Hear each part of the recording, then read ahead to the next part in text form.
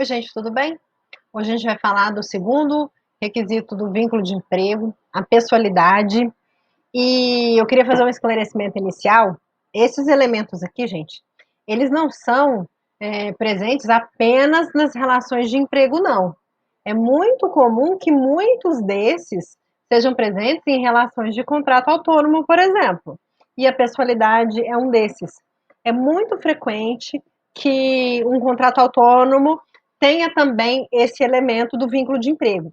A questão é que no vínculo de emprego eu tenho todos esses cinco. E no contrato autônomo, alguns vão ter que sair fora. Tudo bem? Então hoje a gente vai falar da pessoalidade. Por que eu comento que é muito frequente que em contratos autônomos eu tenha esse elemento? O que é pessoalidade? É o trabalhador não poder se fazer substituir por outra pessoa. O contrato, a gente fala, tem uma expressão em latim, aí você vai me desculpar, mas porque às vezes você vai escutar por aí. Ele é intuito personae. Intuito personae. O que é um contrato intuito personae? Ele é personalíssimo. Quando o contratante contrata alguém e coloca uma cláusula de pessoalidade, ou seja, que ele não pode se substituir por outra pessoa, a gente fala que é um contrato personalíssimo. E isso é comum, por exemplo, na prestação de serviços advocatícios. Muitas vezes os meus clientes que me contratam não querem que outro advogado vá fazer as audiências, as sustentações orais, vai fazer as consultorias, participar das reuniões. Às vezes o contrato ele é de confiança, ele é com aquela pessoa. Então, como é que isso se dá na relação de emprego? Quando você contrata um funcionário, às vezes a tarefa que ele desempenha pode ser feita por qualquer pessoa. Pensa que você está contratando uma telefonista, né? Você contratou a Maria. A Maria é sua telefonista, sua secretária. Atender telefones, anotar recados na agenda, essas coisas, muitas pessoas podem fazer. O dia que a sua secretária não puder ir, será que ela pode mandar outra pessoa no lugar? Quando ela está dentro de um vínculo de emprego, o tomador de serviços, que é o empregador, não admite isso. Ele não aceita que o dia que a pessoa contratada não quer ir trabalhar ou não pode trabalhar, ela mande outra pessoa no lugar. Isso acontece em contratos autônomos. É muito difícil que no vínculo empregatício isso aconteça.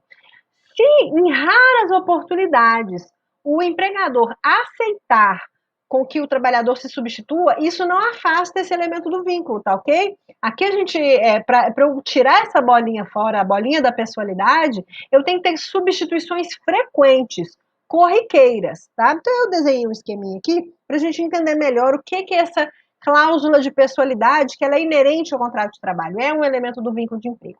Vamos supor que essa aqui é a empresa tomadora dos serviços, é a contratante, e quem foi contratado é o Carlos, tá certo? E lá no contrato, eles estipularam que o Carlos vai ter acesso às dependências da empresa mediante um crachá, uso de senha pessoal, etc. E que o dia que Carlos não puder ir trabalhar, se adoentar, estiver fora, ele não pode ser substituído por outra pessoa. Ele tem os amigos dele, João e Pedro, por exemplo, né? Se o contrato tem cláusula de pessoalidade, ou se ele é um contrato intuito personae, ou seja, se ele é personalíssimo, apenas o Carlos pode prestar aquele serviço. Por mais que as tarefas que o Carlos vá desempenhar possam ser feitas por qualquer pessoa, né? Não significam tarefas muito especiais. Não, pode ser qualquer coisa, tipo atender o telefone. Mas quem foi contratado é o Carlos. E essa empresa confia em quem?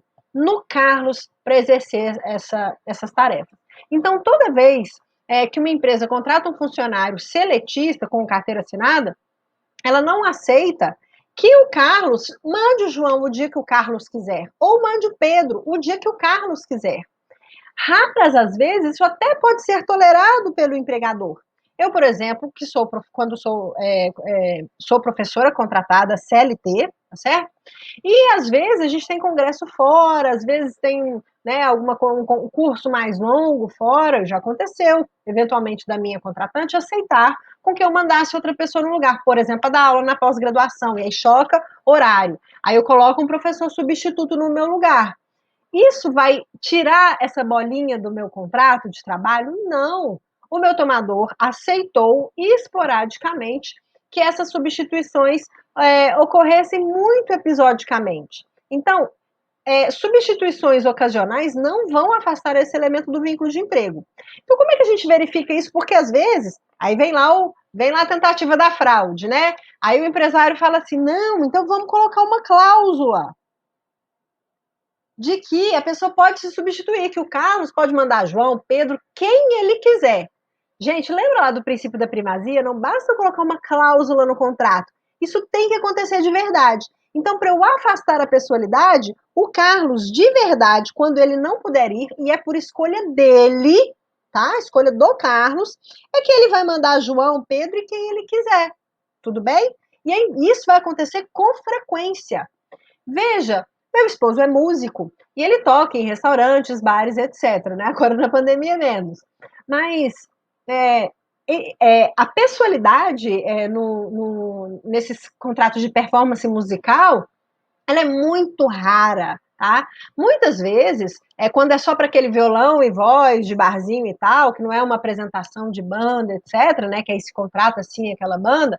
Então, o que o restaurante quer? Um violão e voz que ninguém sabe quem está tocando ali, né? Então, às vezes aquele músico aquele dia não pode, ou apareceu algo mais rentável para ele vai ligar pro dono do bar e vai falar: olha, eu não vou fazer performance hoje, mas vou mandar o fulano, que você conhece, toca aí também e tal. A decisão partiu de quem? Do próprio trabalhador. E quando o restaurante fala, beleza, tudo bem, vou pagar para ele aqui, ou você mesmo acerta, porque eu já acertei com você. Enfim, isso não é um contrato intuito personae. Agora, se você vai contratar um show daquela banda famosa, e aí aquele dia, ou um cantor, né, específico, tem que ser com ele aquela performance musical, aquele show tem que ser com aquele profissional, né? Então a cláusula de pessoalidade ela é muito comum, né, em contratos autônomos, mas ela é essencial estar presente no contrato de trabalho, que é o fato do trabalhador não poder substituir. E quer ver como é que a consequência quando ele, vamos supor que aqui o Carlos foi contratado na CLT, tá? Ele tem carteira assinada. Então ele não pode mandar quem ele quiser no lugar dele.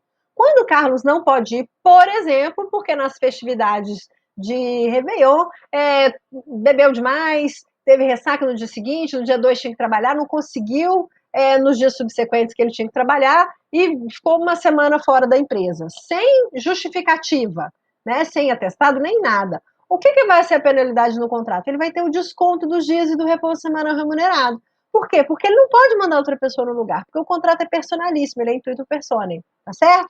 Então, toda vez que você quiser tirar a pessoalidade, veja, isso tem que acontecer no contrato realidade. De verdade, a pessoa contratada tem que poder mandar outros no lugar dela, e isso acontecer com frequência. Se não, o contrato, aí pelo princípio da primazia, o contrato, ainda que tenha essa cláusula, ele vai ser desconsiderado, e aí eu vou ter a presença desse elemento do vínculo de emprego naquela relação jurídica, tá certo? Aí, se somado aos demais, a gente pode configurar um vínculo empregatício. Tudo bem? Espero que tenha dado para entender. A gente vai falando depois dos próximos e a hora que chegar ao final, acho que você vai ter uma boa compreensão do todo, tá bom? Então, até o próximo.